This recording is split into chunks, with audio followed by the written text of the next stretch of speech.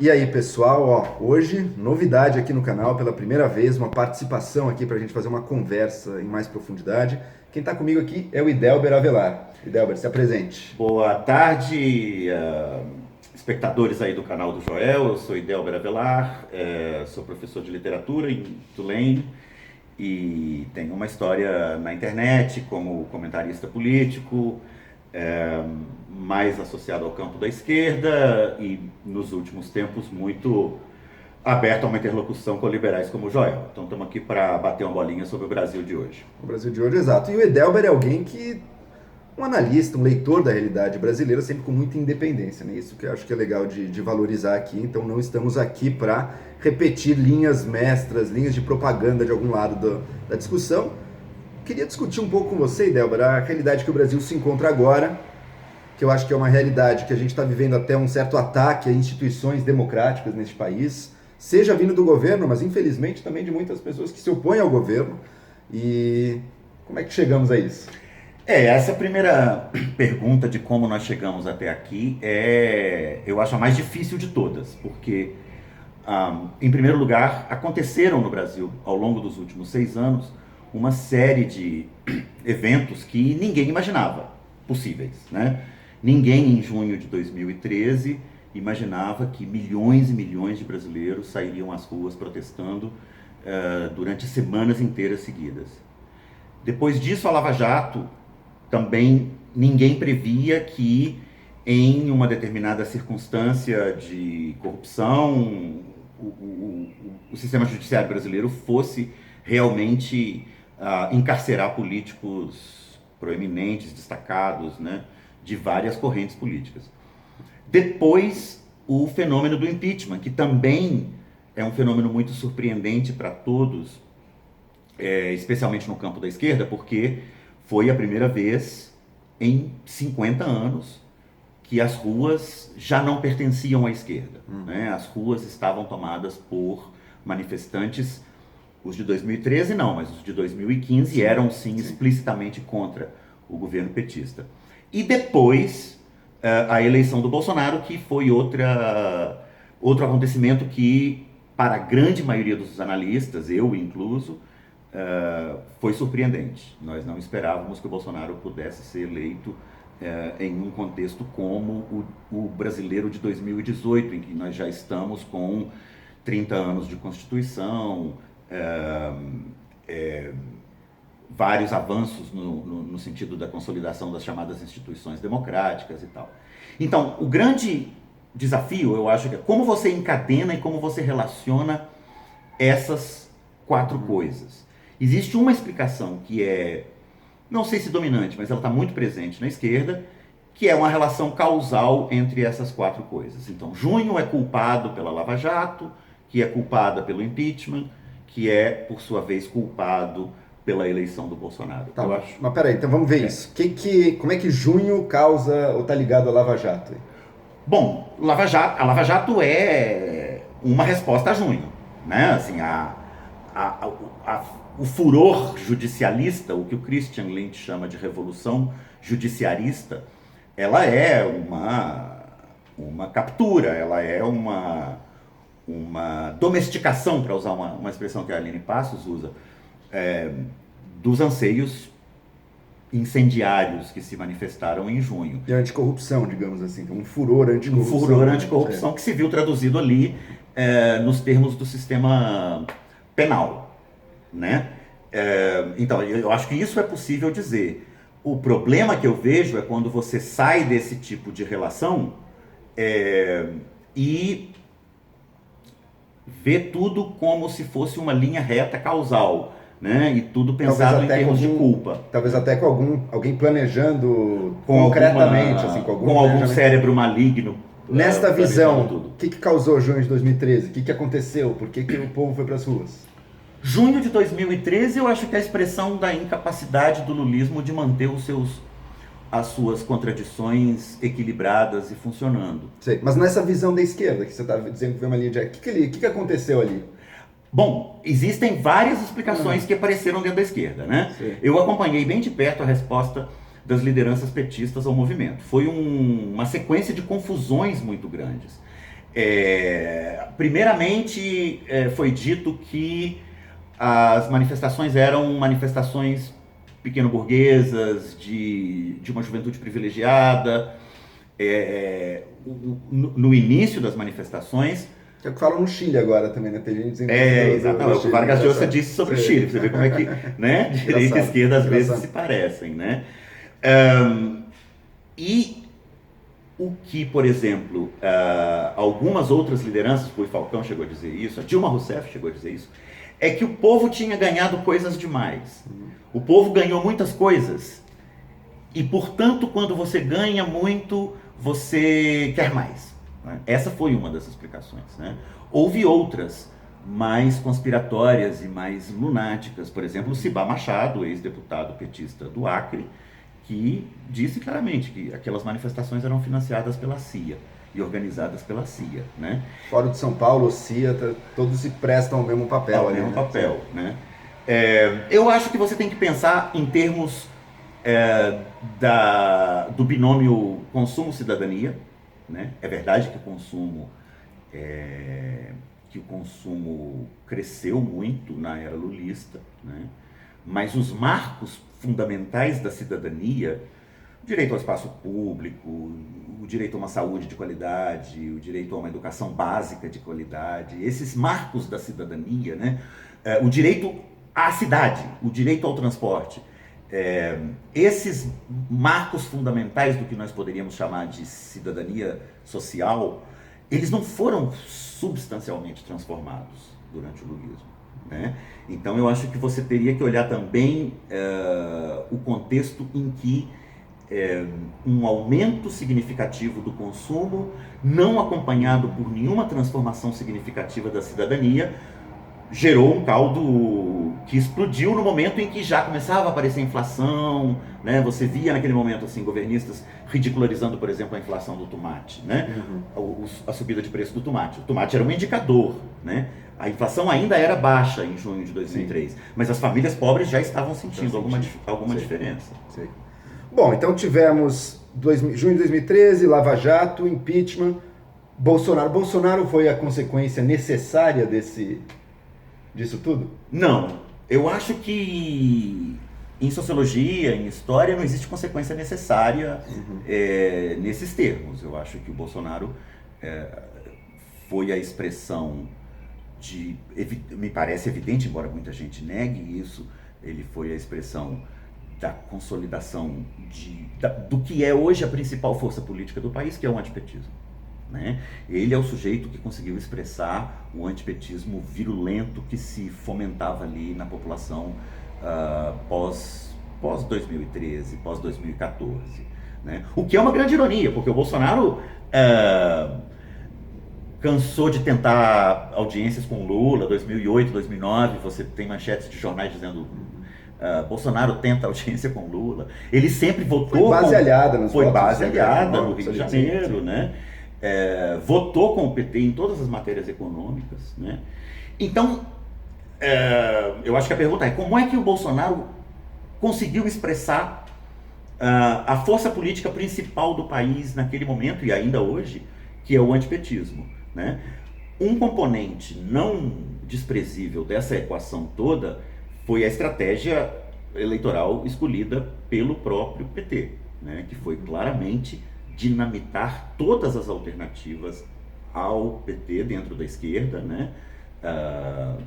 Sabotar e boicotar a candidatura do Ciro Gomes, por exemplo, e manter até o final aquele jogo, né? Lula versus poste do Lula, o Lula vai ser candidato, o Lula não vai ser candidato, e claramente, isso foi dito por lideranças petistas, o Breno Altman, por exemplo, disse isso claramente,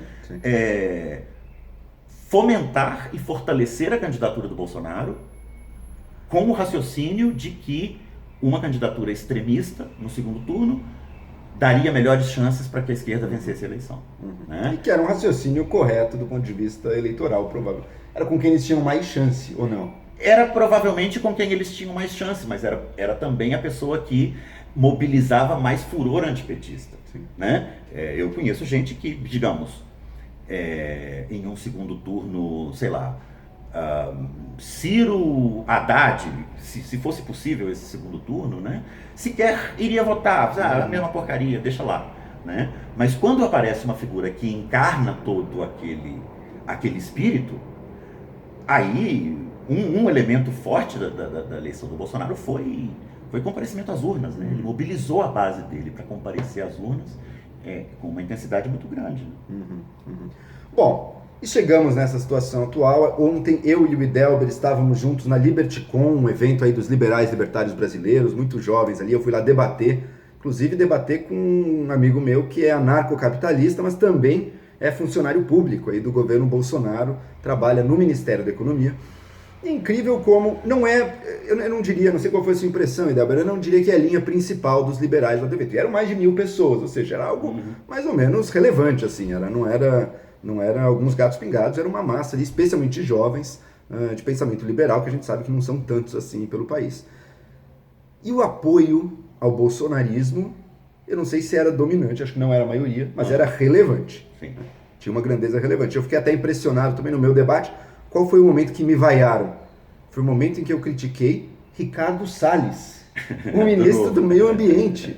Mas acho que nem era por ele ser do Novo, acho que é porque na cabeça de algumas pessoas ali, a própria pauta ambiental é em si mesma, assim, algum negócio meio contra a liberdade, ou enfim, acreditam em teorias pseudocientíficas aí que negam a importância da pauta ambiental, mas mostra também um desejo de estar junto do governo, não no que ele tem de mais defensável. Digamos, quem é liberal certamente vai concordar com a reforma da Previdência, muita coisa que o Guedes faz, as pessoas vão estar de acordo com isso. Mas não.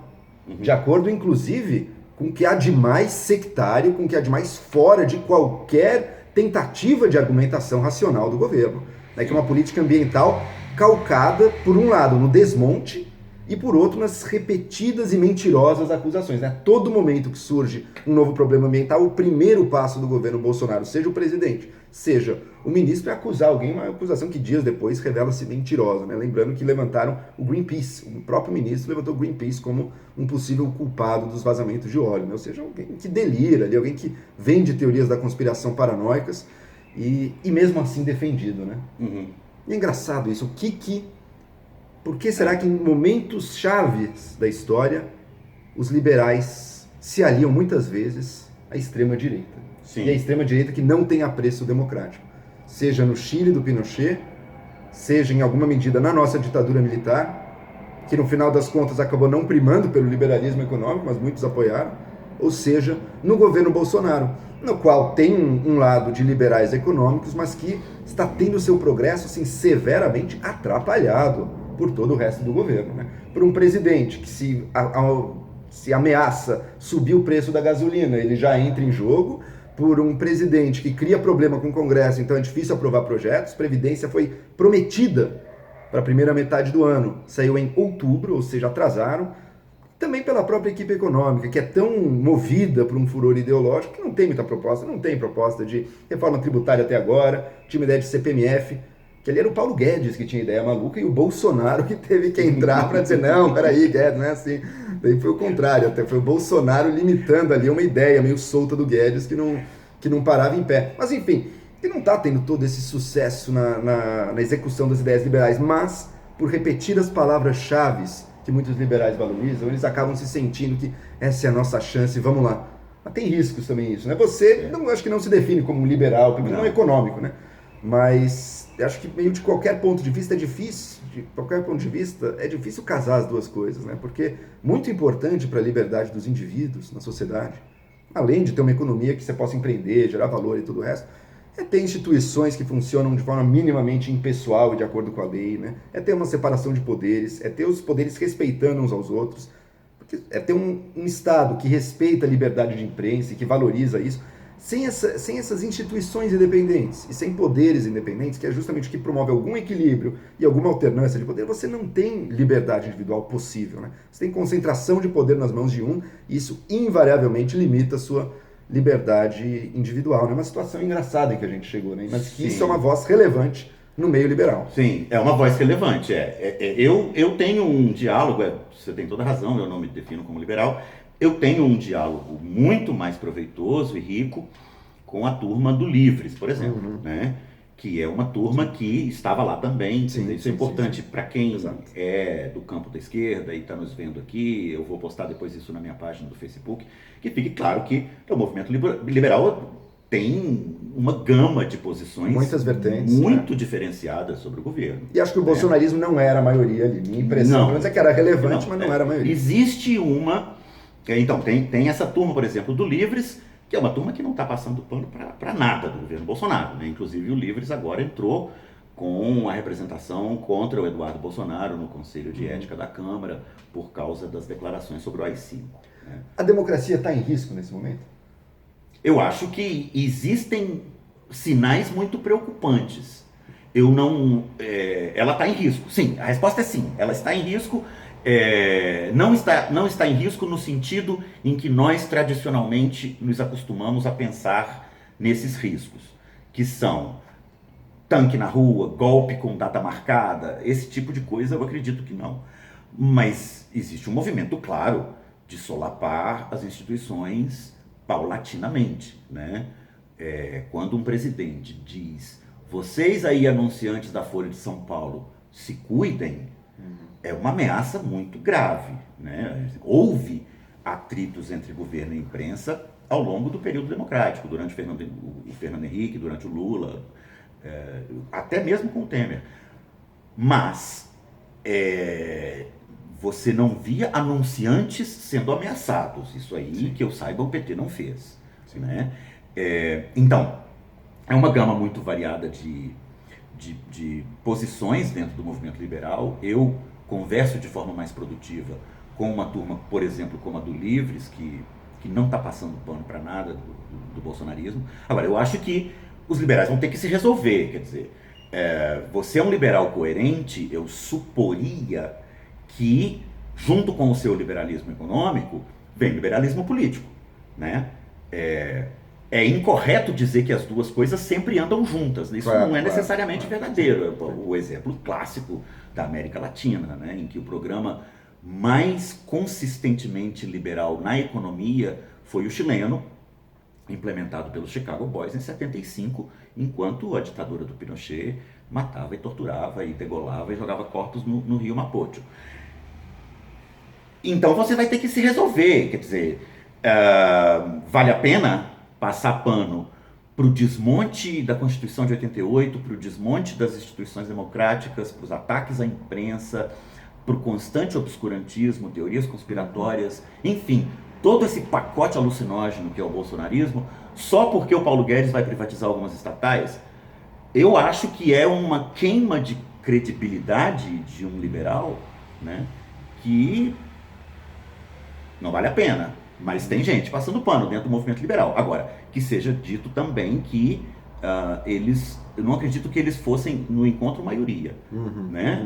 A maioria era de liberais críticos ao governo Bolsonaro. Né? Mesmo porque o próprio governo ataca os liberais, volta e meia também, né? Então acaba dificultando um pouco a adesão total ali das pessoas. Ataca o Livres, o Novo, todas as tentativas de criação de um grupo, de um partido, de uma instituição liberal também, dado que não é o próprio núcleo duro do poder bolsonarista, portanto é um inimigo, né? Então não tem como ter uma adesão total ali, a não ser para aqueles que se entregam, abrem mão de qualquer independência e se entregam puramente à bajulação, né? Ou você é inimigo ou você é bajulador, sim, desse governo, né? Não existe nenhuma outra possibilidade, né? O próprio presidente que impõe essa situação. Ok, esse do lado dos liberais, digamos, uma centro-direita brasileira ali, o que gosta de mais liberdade individual, crescimento econômico, e tem esses seus dilemas aí de apoiar ou não o governo, e como é que você se relaciona com um governo que de alguma maneira abraça algumas das suas pautas. Né? E a esquerda, como é que você vê a maneira como a esquerda brasileira em geral tem se colocado, assim, tem se colocado de uma maneira, obviamente oposição, mas de uma forma minimamente produtiva, ou está cavando um buraco do qual é difícil de sair? Eu acho que a esquerda está num dilema muito grave, assim, que é resolver o lulismo, né? E isso não vai ser resolvido em 1 ano, nem em 2 anos, vai demorar muito, porque é uma experiência que conseguiu um grau de arraigo no sindicalismo, na universidade, nas redes sociais, na parte, digamos, ativista da população brasileira que é mais associada com a esquerda, que coloca o ativista intelectual, o escritor, pensador de esquerda, permanentemente sob chantagem, né? A chantagem do lulismo, permanente. Assim, ou você se submete, ou você aceita que a bandeira principal aqui vai ser Lula livre, ou então você é um colaborador do bolsonarismo, ou você está facilitando para o bolsonarismo, etc. O problema que eu vejo para a esquerda é um problema que o Marcos Nobre notou a respeito do sistema político como um todo. O arranjo que nós temos atualmente no Brasil, que é um terço, um terço, um terço, né? O bolsonarismo tem um terço, o lulismo tem um terço, e existe outro terço, que é o fiel da balança, que tende ao lavajatismo, tende ao antipetismo. Esse é um arranjo que funciona para o Bolsonaro. Ele é muito conveniente para o Bolsonaro. Na verdade, o Bolsonaro governa para esse terço, ele explicitamente governa para esse terço, confiando que no momento da eleição o antipetismo lhe dará os 17% que faltam para ele chegar nos 50% e ganhar a eleição, né? Para o lulismo é um arranjo tremendamente conveniente, porque apesar de que o lulismo é detestado por aproximadamente 52%, 55% da população, segundo as pesquisas mais recentes que eu vi, manter esse terço confere ao lulismo a posição de força dominante dentro da esquerda e em condições de submeter todas as outras forças à sua chantagem, né? Então é um arranjo conveniente para todo mundo. Quer dizer, é melhor ser o primeiro lugar da oposição do que uma outra força de esquerda que não ele próprio chegar ao poder. É isso? O lulismo sempre preferiu isso. Sempre preferiu isso. Quer dizer, o lulismo preferia Bolsonaro do que Ciro Gomes, né? Isso foi dito explicitamente. Todos os atos de campanha, toda a trajetória prévia à eleição mostra isso. O lulismo preferia um governo Bolsonaro do que um governo Ciro Gomes. Eles preferiam ganhar a eleição, claro, né? Mas se for para perder, que perca com o Bolsonaro, porque contra o Bolsonaro vai ser mais fácil fazer oposição, contra o Bolsonaro nós vamos continuar sendo hegemônicos na esquerda, né? E foda-se o país.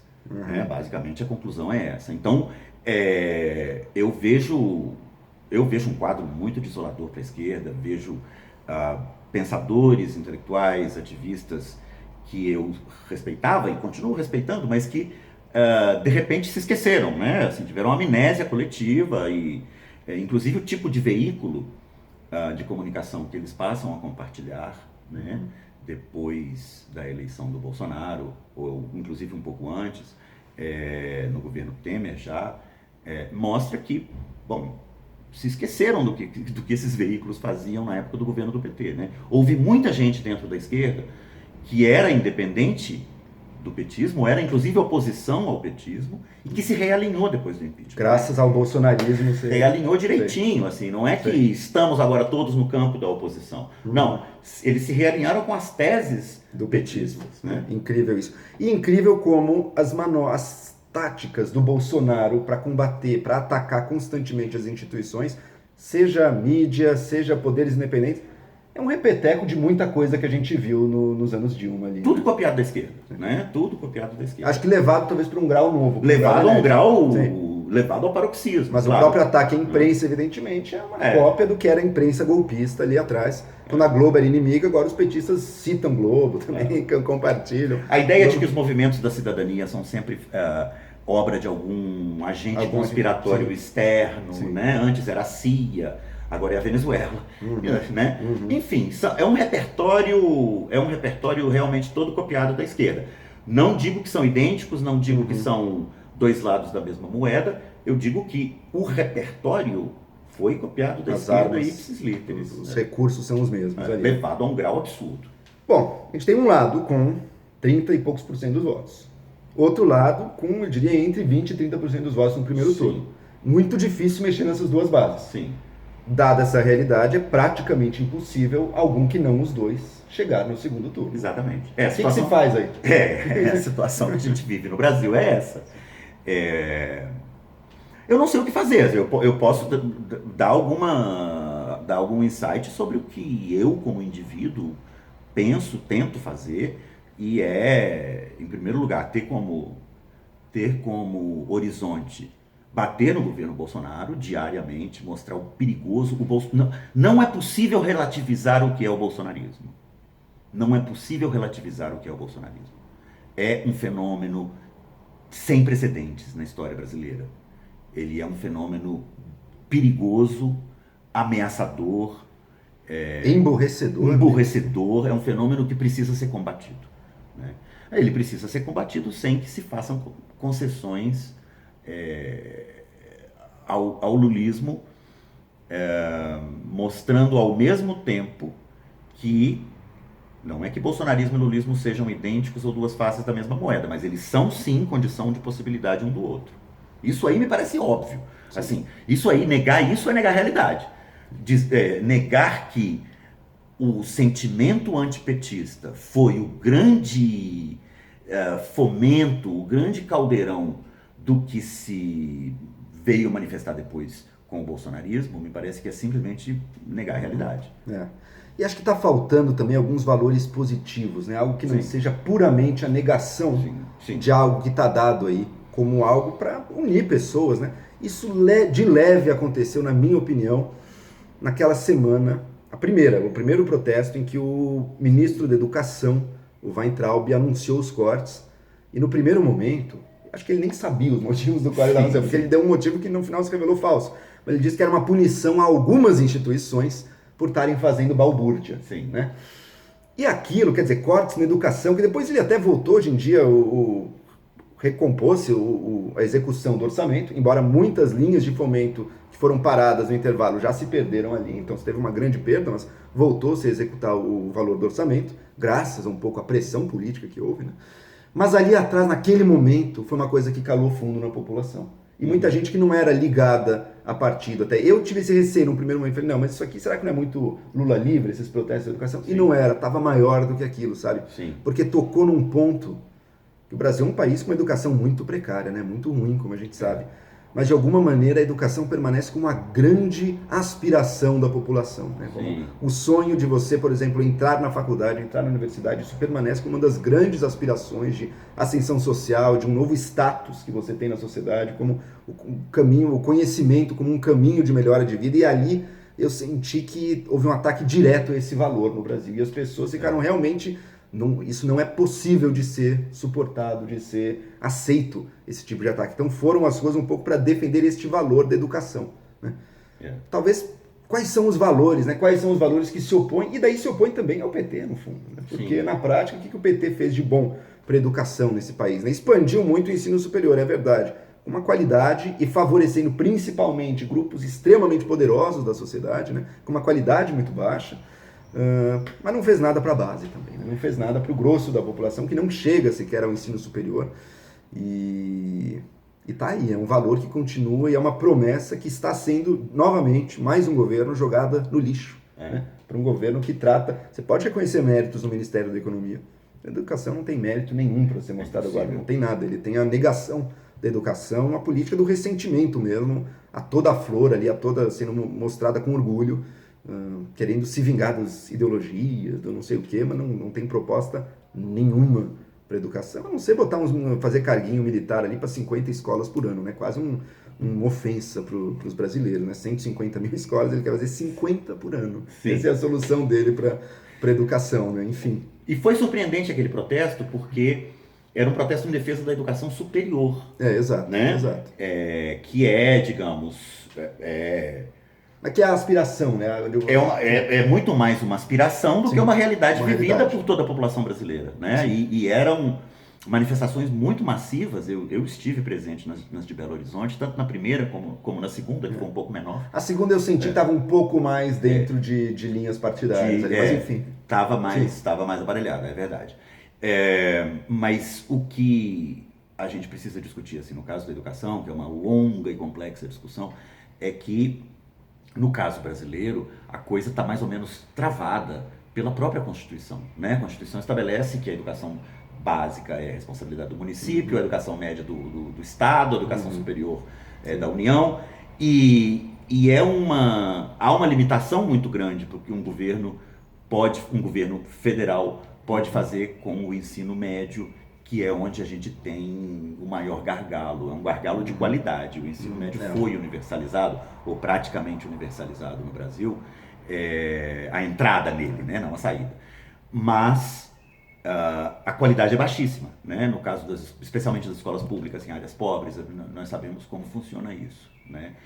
Então, ali tem um gargalo que você não vai resolver com expansão do ensino superior. Não estou dizendo que o ensino superior não deve ser expandido, né? Mas eu não vejo solução a longo prazo para baixíssima qualidade da educação média, fundamental e média no Brasil, sem uma reforma constitucional, né?